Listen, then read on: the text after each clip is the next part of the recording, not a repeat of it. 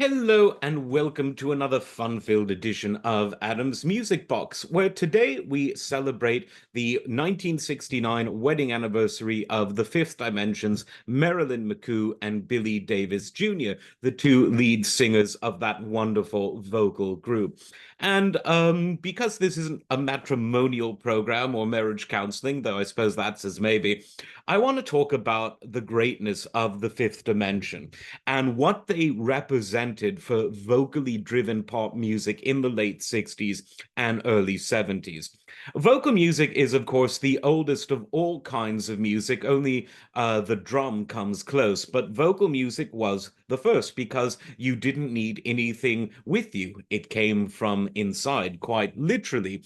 But this doesn't mean that vocal music has stagnated. One could actually make an argument that vocal styles, vocal composition, meaning composition for vocalists, has changed and evolved far more than any instrumental trends over the centuries.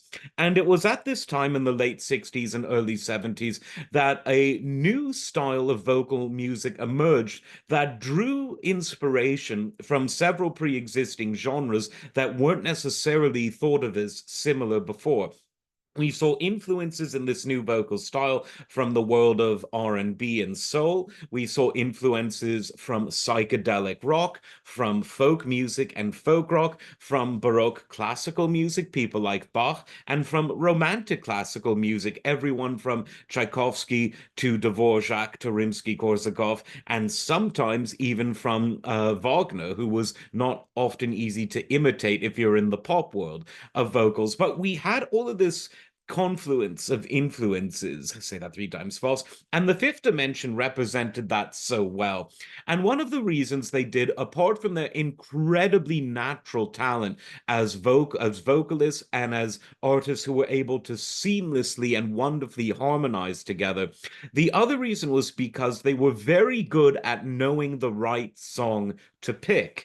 For example, Up, Up and Away, written by one of my favorite songwriters of all time, Jimmy Webb, an instant classic with highly sophisticated chords that hinted a kind of jazzier side of things compared to what vocal pop music had seen before.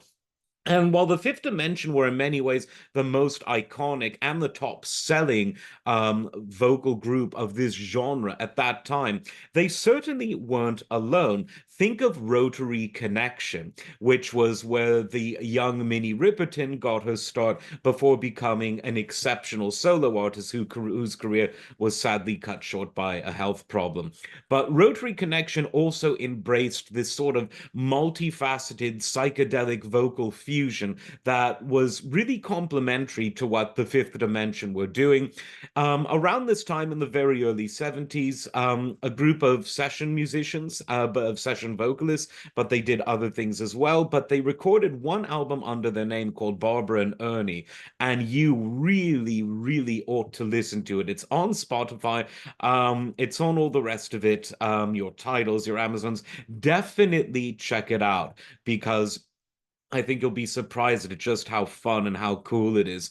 And then, of course, there were Jackie and Roy, who did a wonderful album that was released on the jazz label CTI in 1972 called Time and Love. And it even featured Billy Cobham on the drums, among other very important jazz musicians of the time. Hubert Laws, who was a great flautist from the CTI label, was on there. Bob James was there. The great Ron Carter on bass, possibly the best bass player ever, certainly in the acoustic realm. The great Paul Desmond played on the album, a great saxophonist, and the list goes on.